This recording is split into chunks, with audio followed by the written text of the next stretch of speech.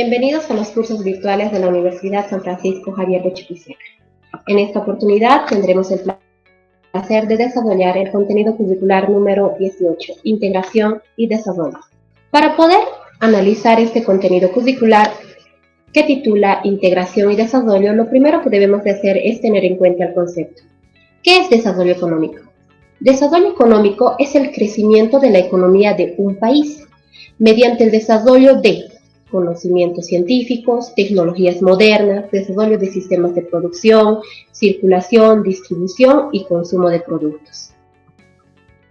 Pero hay algunos factores que obstaculizan el desarrollo en un país, entre los cuales vamos a mencionar a los principales. Nos vamos a referir al colonialismo. ¿Qué es la supervivencia del feudocolonialismo? Después de la guerra emancipadora, hasta el año de 1825, no se había destruido totalmente aquella estructura social del feudocolonialismo, es decir, esa división de clases que existía entre lo que ahora eran los criollos y los mestizos adinerados, en contra de un grupo que era el sometido, en todo caso, que eran los indios. Esta estructura económica y social que hacía una brecha entre ambos grupos sociales no se había destruido en la República. Es más, se había mantenido, y esto resultaba ser un obstáculo para el desarrollo económico en nuestro país. Por otro lado, el régimen feudo-colonial de la tierra. El sistema colonial introducido por España durante la conquista mediante la encomienda y el repartimiento también se mantuvo después de la fundación de la República de Bolivia.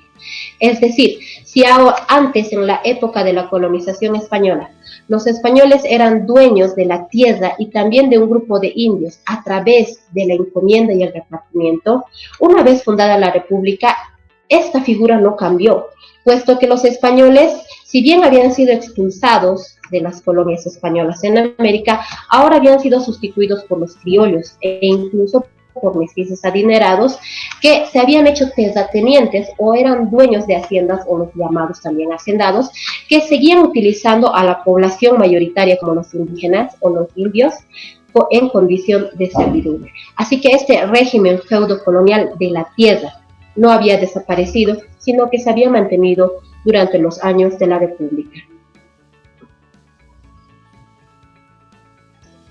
El tercer factor que obstaculiza el desarrollo económico de un país es la explotación de la minería extractiva.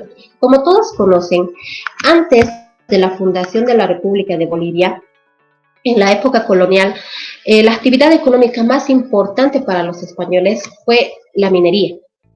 En la fundación de la República, la minería seguía siendo la actividad económica más importante.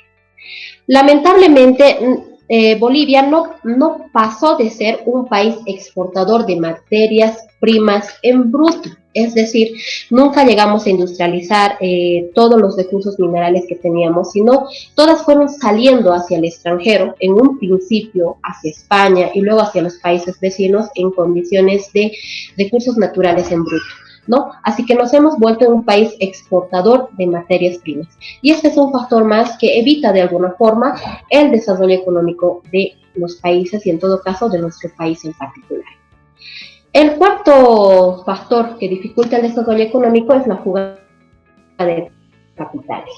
En Bolivia, los recursos naturales, ya sean minerales u otros que existen, como por ejemplo el petróleo, el gas o los recursos madereros que tenemos, han sido extraídos y exportados al extranjero en calidad de materias primas para las industrias extranjeras.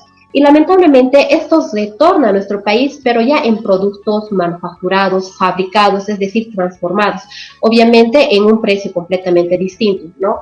Es diferente vender el recurso natural en bruto y luego retorna con un valor agregado, obviamente ese valor agregado de lo que es la transformación de estos productos.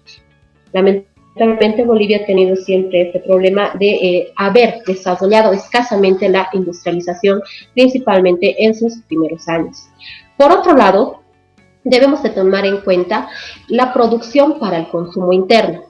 Lamentablemente, también debemos de mencionar que la producción tanto agrícola o agropecuaria que tenemos en nuestro país y de otros recursos naturales ha sido muy incipiente, es decir, no hemos generado un desarrollo industrial al punto tal que compita con las industrias de los países vecinos y peor aún con las industrias de los países extranjeros. Hemos producido, evidentemente, pero esa producción solamente sirve para nuestro abastecimiento dentro de lo que es el consumo interno. Es así que hemos generado explotación desmedida de la minería extractiva, siendo exportador de materias primas, fuga de capitales y la producción solamente para el consumo interno.